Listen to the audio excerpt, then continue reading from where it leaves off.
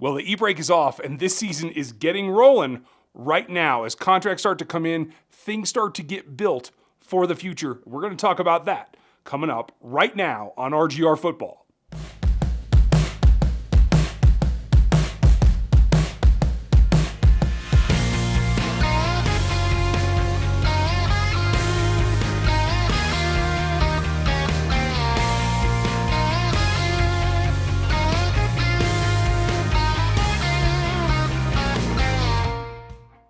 Welcome back. This is First Take on RGR Football. I'm Ryan. This is me going rogue on the Kansas City Chiefs, the NFL, the draft, athleticism, pretty much anything else that I can think of.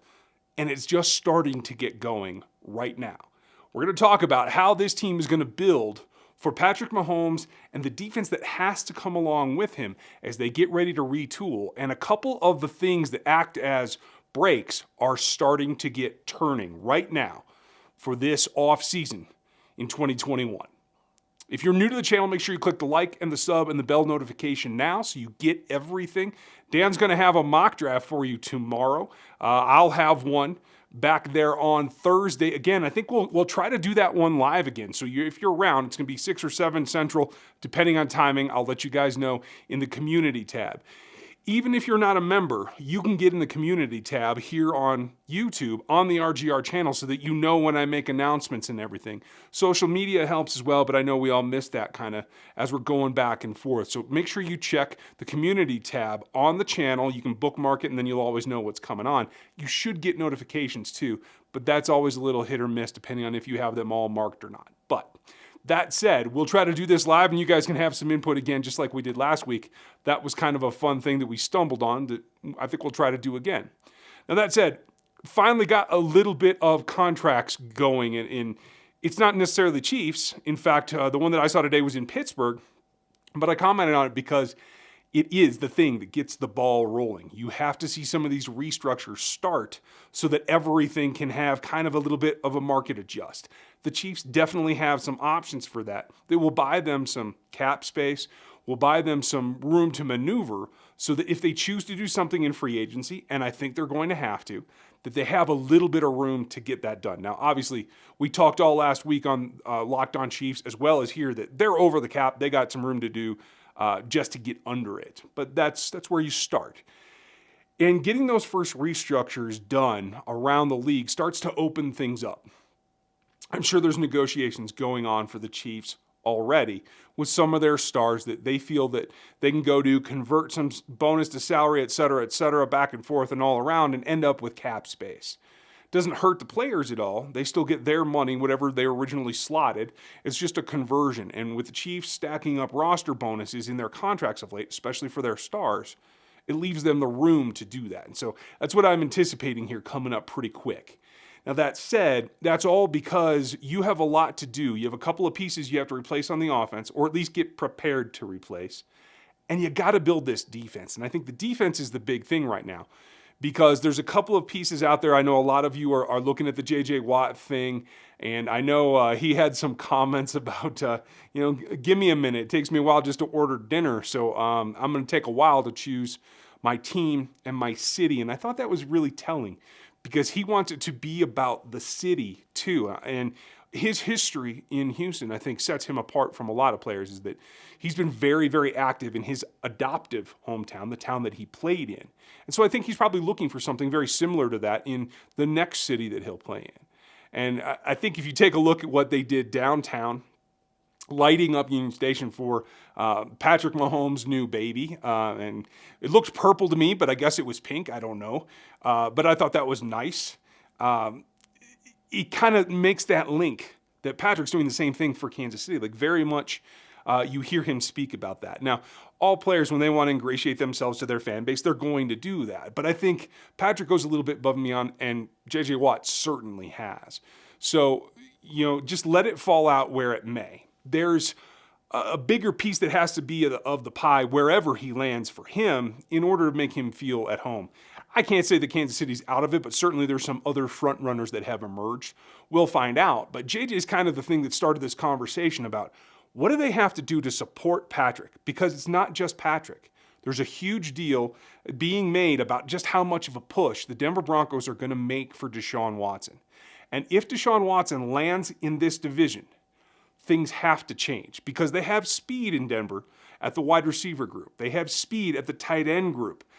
They have, I think, the emerging guy that's going to compete with Tyreek Hill in the next couple of years to be the best wide receiver in the AFC West, in Courtland Sutton, who's got a little bit of everything as well. So it's definitely a focus that I think when you're already the best offense in the league, and again, throw out the Super Bowl, just try to forget that for now.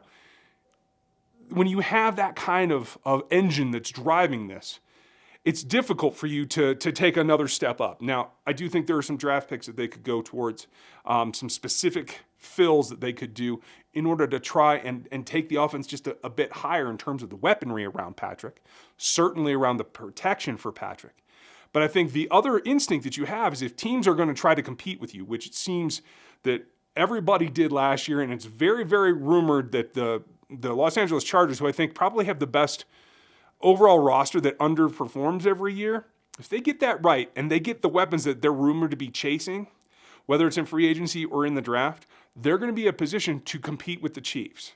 You already have a new speed demon in Henry Ruggs in Vegas, so it puts the emphasis back on the Chiefs' defense to come up and grow and really kind of evolve because we don't know what's going on with Bashaud Breeland.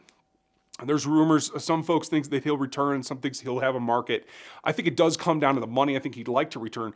But they also have to consider that Bashaud Breeland's one weakness is the one thing that everything else in the division is being based on, and that's speed. Bringing back Charvarius Ward makes sense. He's got good speed. His play at the catch point is the other problem that they can work on. That's coachable. That is routine. It's getting down to the end of his rope in terms of how much longer he's got to show some progression in those things. But it's not a speed-based distraction, I think, for Charvarius.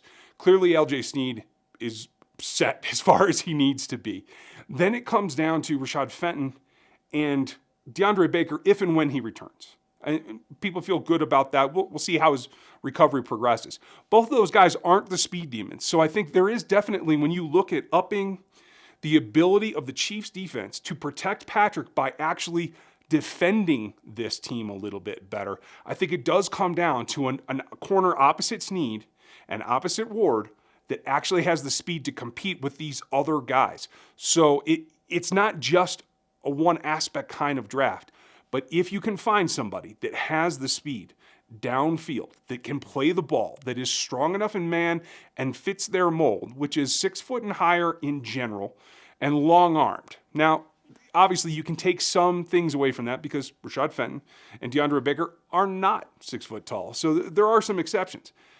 But I think they have to have that speed element on the other side if they're going to build a base that allows the defense, the front of the defense, to get home. Clearly, J.J. Watt would add to that, but that's a long shot at this point. So then you start looking about edge rusher. I see a lot of commentary about edge rusher in the first round. I don't actually think that that's where it is right now because I think they feel they have bigger fish to fry. And my guess is the pass rushers that the Chiefs would have ranked at 31 and above are likely to be gone when they choose. If there's a trade back specifically, there will definitely be gone. So I think you have to look farther down at a guy that fits, a guy that can do the things that they want to do. And there's a number of people. We're going to take a look at some of those as we get into the categories over the weeks as I do more film. I have wrapped up the linebacker group. I have the guys on my list that I feel can compete for a job in the NFL, specifically in this defense, but I will be ranking them all in the athletic matrix when we get that data. So don't worry about that. So that said, it all comes back to build up the defense to combat the guys that are building their offenses to compete with Patrick. That's the way that it's going to go. Now, obviously, you have to do the things to protect Patrick himself literally with the offensive line, but that's another story for another day, and we're going to get to that. But tell me, where do you think that this draft has to go? Is there prospects, particularly in the secondary, whether it's safety or corner or a guy that's versatile, which I think is a key attribute, that you want to see. Hit them in the comments down below. Let me know what your priority is, and I'll come back next week and tell you what the Chiefs' priority is. We're going to get to that. Make sure you hit Monday nights for the Q&A, Thursday nights for the live mock draft that you guys get to help me make. Make sure if you're not, click the like and the sub and the bell notification. And from my team and everybody that contributes around here, we'll catch you next time. Thanks for watching this video from the team at RGR Football. Click these videos to see more and subscribe to RGR Football.